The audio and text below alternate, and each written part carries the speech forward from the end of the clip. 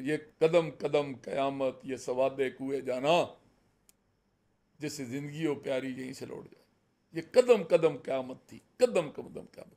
मैं वो बता नहीं सकता, और अगर मैं उसको सही अक्सासी करूँ ना तो मैं शायद जज्बात में आ जाऊँ, मैं आपको बयान ना कर सकूँ। और मैं कई दफ़ा अपने बच्चों को कहता हूँ कि यार जो मुझ पे गुजरी है ना, है जी, क्या गुजरी है कतरे पे गौर होने तक, है जी। हाँ, रंग देती है ना पत्थर पे पिस जाने के बाद, है 100 बार कटा तो पत्थर नहीं हुआ। तो ये जो मुझ पर गुजरी है ना यार, ये अगर मैं तुम्हें बताऊं ना कि तुम इम्तिहानों से गुजरो तो ये तुम्हारे लिए बद्दुआ होगी, मैं आप बच्चों को कहूँ। और अगर आज ये जो सारी मेरी हिस्ट्री की तारीख है ना, इस पर एक फ़िल्म बनाई जाए तो मुझे पता है कि मैं कामयाब हो चुका हूँ, वो मैं मुश्किल मरहल से गुजर चुका हूँ अल्लाह की मेहरबानी से। तो लेकिन अगर मुझे ये पता भी और मैं हीरो हूँ, आप और फिल्म डायरेक्टर हों आप, और आप मुझे ये फिल्म बनवाएं, मुझसे हदायतकार हों कि ये आपने इसमें हीरो का किरदार अदा करना है, तो मैं ये सोच के कि मैंने इन इन हालात से, इन मुश्किलात से गुजर के यहाँ गुजरना है, आगे मुझे पता भी है कि मैंने कामयाब होना है। ये तो एक स्टोरी है जो कामयाब हो चुकी है, लेकिन इसके बावजूद मेरी डेथ हो जाए मैं बर्दाश्त ना कर सकूँ। इतनी जो मुझ पर गुजरी है ना, मैं आपको मैंने कुछ भी नहीं आपको बयान किया। ये मैं सिर्फ मैंने इशारा दिया है कि इससे आने वाली नस्लें, सुनने वाली नस्लें, कि भाई कि कोई मुश्किलात किसी पे नहीं आती, सब पे आती हैं, और कोई किसी का बाजू नहीं पकड़ता।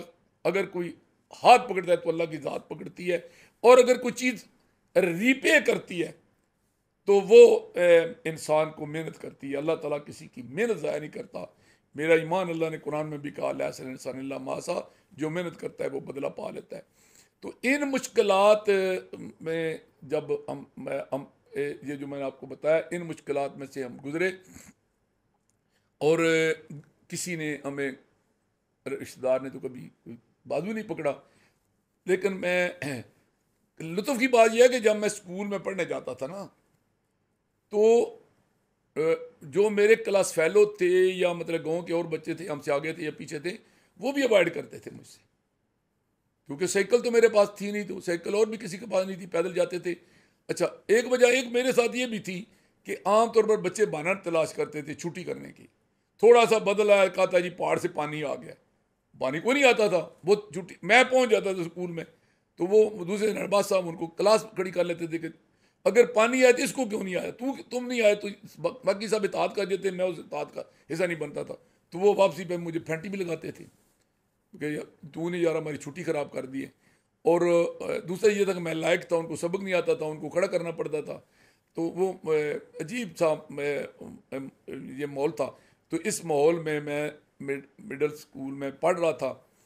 तो अब मैंने आपको बताया, पहले भी जिक्र कर चुका हूँ कि यहाँ बहुत ज़्यादा कंपटीशन शुरू हो गया था, क्योंकि इर्द गिर्द के कई गाँव के, कई स्कूलों के लायक बच्चे जो थे वो हमारे साथ कंपटीशन में आ गए थे, और हमारा वो जो मुकाबला था। अब एक जो ज़्यादा अजीब वो गलत आदत मुझे पड़ गई, वो ये कि मैं रात को सोता नहीं था, रात को पढ़ता रहता था। अच्छा, मैं बताता नहीं था, सिर्फ मेरे वालिदैन को पता या गाँव के लोगों को पता था। मैं स्कूल में नहीं बताता था कि मैं रात को जागता हूँ। जो इम्तिहान होता था ना, आज सिमाही इम्तिहान है, आज शिशमाही है, आज नहुमाही है, आज टेस्ट हो रहा है, तो मैं टॉप कर जाता था। वो लोग बड़े हैरान होते थे कि ये कहाँ से, ये कैसे टॉप कर जाता है, इतने बच्चों में से 150 बच्चों में से ये टॉप कर गया। लेकिन दिन को मुझे नींद आ जाती थी। अब हुआ ये कि एक कमरा था 8वीं जमात में हमारे पिंड सैदपुर स्कूल में, पीछे से उस में खिड़की थी, खोल देते थे, वहाँ से हवा गुजरती थी। तो वो एक थड़ा सा बना हुआ था, उसके ऊपर मेज़ कुर्सी था, वहाँ मास्टर या हेड मास्टर बैठते थे। नीचे हम टाटों पे बैठते थे, कोई कुर्सियों मुर्सियों का रवाज ही नहीं था, टाट होते थे वो, उस पर बैठे थे। जो पटसन होती थी ना मशरकी पाकिस्तान में, उसके बने होते थे ऐसे लंबे टाट ज़मीन। अच्छा, मैं क्या करते, पूरा टाट पे कब्जा कर जाता था, फ्रंट वाला जो टाट था ना, और किसी को जरूरत नहीं होती थी कि वो आगे उस टेंट उस टाट पे बैठे, मैं पूरा काबू करके इधर बस्ता रख लेता था, उसके ऊपर वो परना रख देता था, इधर मैं जो नाम वो सारा। तो होता क्या था कि जिस वक्त मेरा जी करता था ना, मुझे नींद आ जाती थी, मैं क्लास के अंदर ही वो उस बस्ते के ऊपर सर रखता था, वो जो कपड़ा होता मुंह पर डाल के, तो मैं सो जाता था क्लास में। उधर मास्टर पढ़ा रहे हैं, क्लास लगी हुई है, मैं सोया हूँ। अब बच्चे भी जो है ना, वो भी बड़ी गर्मी खा रहे हैं कि यार हम पढ़ रहे हैं और ये सोया हुआ है नवाब साहब का बच्चा। और अच्छा, वो बीच में खुश बड़े होते थे जो लायक थे कि ये सोता रहेगा, ठीक है, सबक नहीं याद करेगा, नलायक होगा, हमसे पीछे रह जाएगा। लेकिन उनको पता नहीं था कि मैं रात को मेहनत करता हूँ। तो एक थे हमारे मास्टर फजल्ला साहब दराज आलम के, तो वो कहा करते थे, अच्छा उनकी थोड़ी सी आँख में ना बैंगापन था, तो वो यहाँ हाथ रख के ना तो ऐसे देखते थे, तो हर बंदा समझता था मुझे देख रहे हैं।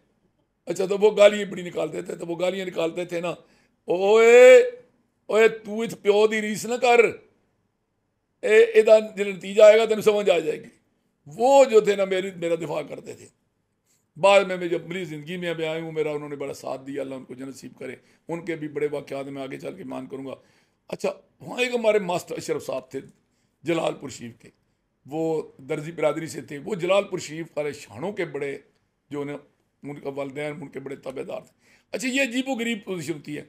ये जो लोग पीरों के वडेरों के ज़्यादा खुशमदी होते हैं ना, ये आम बंदे के साथ बड़ा इनका रवैया जो होता है ना, वो जारियाना होता है और उसको साथ नफरत करते हैं।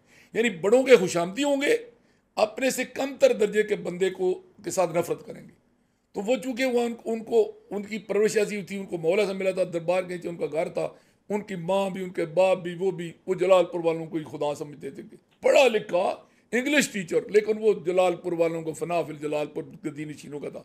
अच्छा, उसको ये बात बड़ी खटकती थी, वो हर वक्त ना मुझ पर गर्म रहता था।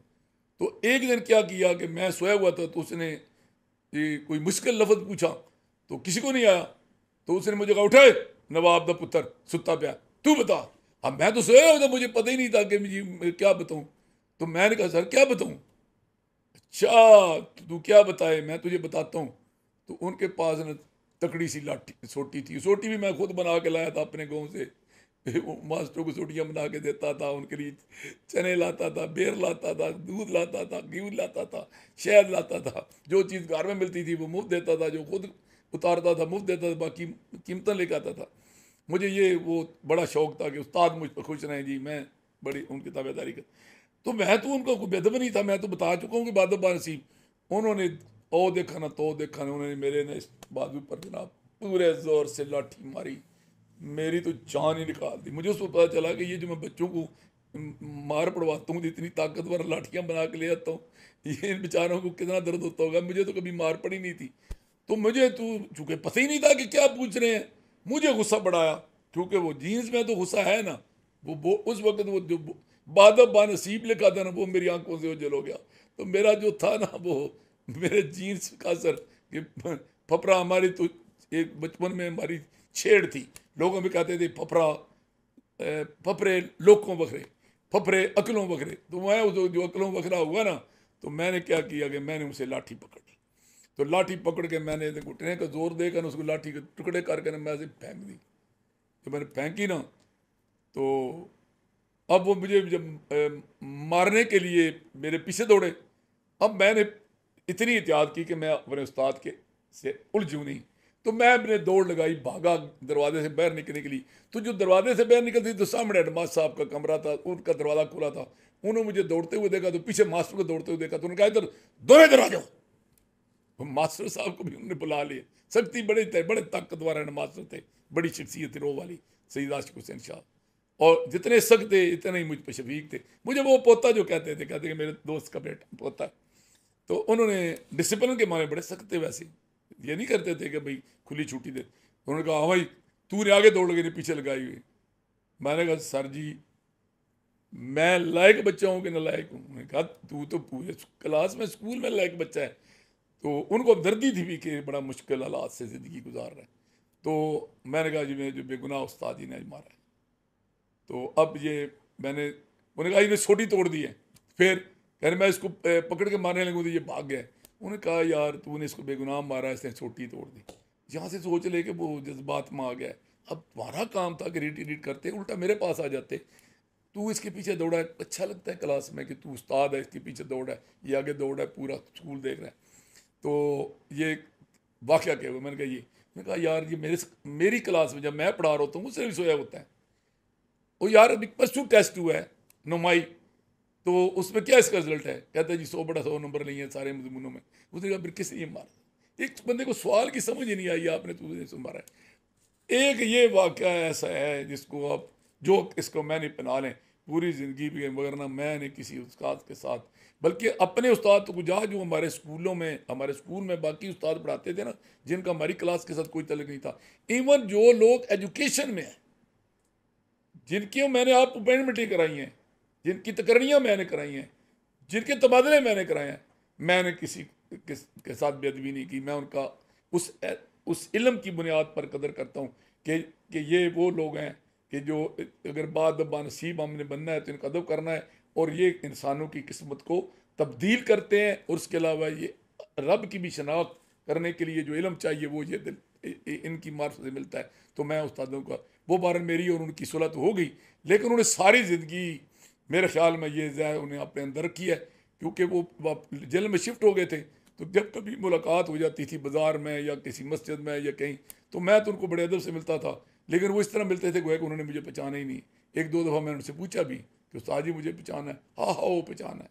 लेकिन वो एक अशरफ साहब जो थे ना, वो उनके साथ ये इंसिडेंट हुआ, और उसके बाद इन हालात में फिर जनाब हुआ ये कि उधर से मेरे वालिद साहब को, वो जो मैं आपको पहले बता चुका हूँ ना कि उनको सज़ा हुई थी, तो वो जो था ना, उनको सज़ा हो गई, उधर मेरे इम्तिहान शुरू हो गए। तो अब हमारा इम्तिहान जो था 8वीं जमात का, वो हमारे स्कूल में नहीं था, उसका सेंटर फिर पिननवाल बना। तो पिननवाल उस वक्त वो आज़म खान जो थे ना, वो रिटायर हो चुके थे, तो वहाँ एक डार साहब थे, वो हेडमास्टर आ गए थे, तो वो भी पिंडी सैदपुर के साथ हसद करते थे कि पिंडी सैदपुर के बच्चे जो है कोई पोजीशन ना लें। तो वहाँ गए, तो वहाँ एक कमरे में सब बच्चों ने रहायश की, और एक अनैत था यहाँ का पिंडी सैदपुर का, वो हमारी सारी को रोटी पकाता था। लेकिन शाह जी ने कहा कि ये जो है ना, ये सईद बेग ये रोटी मेरे घर से खाएगा। मेरे हेडमास्टर ने अपने घर से मुझे, मतलब मैं उनके घर जाता था, उनका बेटा सगीर भी हमारा क्लास 5 होता, तो वो शाह जी के घर से मैं खाना खाता था। वो सैयदादियाँ पर्दा करती थी, लेकिन मुझे अपना बेटा समझ के उनकी बेटियाँ, उनकी बुएँ, उनके जनाब, उनकी बेगम, वो मुझे और सगीर के साथ बिठा के खाना खिलाते थे। सगीर मुझे स्कूल छोड़ के होता था। वहाँ मैंने पिननवाल स्कूल में मिडिल का इम्तहान दिया, और वो मिडिल के जब इम्तहान दिया तो मिडिल का जब रिज़ल्ट आया, तो उस पिंडी डिवीज़न जो था ना, इसमें आज का आपका जो था ना ज़िला गुजरात भी था, आज का ज़िला मंडी बौद्दीन भी था, आज का ज़िला जेलम भी था, आज का ज़िला चकवाल भी था, आज का ज़िला अटक भी था, आज का ज़िला तिलागंग भी था, आज का ज़िला पिंडी भी था, यानी 7 ज़िलों पर, आज का ज़िला मरी भी था, यानी तकरीबन ये 8-9 ज़िले बनते हैं। इन पर पिंडी डिवीज़न जो थी ना वो थी। तो ये जो हमारा जो था ना अपना डॉक्टरेट होता था, इसको डायरेक्टर ऑफ एजुकेशन होता था, उसके अंडर भी हमारा मिडिल का इम्तिहान हुआ, बोर्ड के इम्तिहान उसको कहते थे। तो जब ये रिज़ल्ट आया तो मैंने पूरी पिंडी डिवीज़न में मैंने मिडिल के इम्तिहान में टॉप किया, और मैं पहली पोजीशन हासिल की मैंने।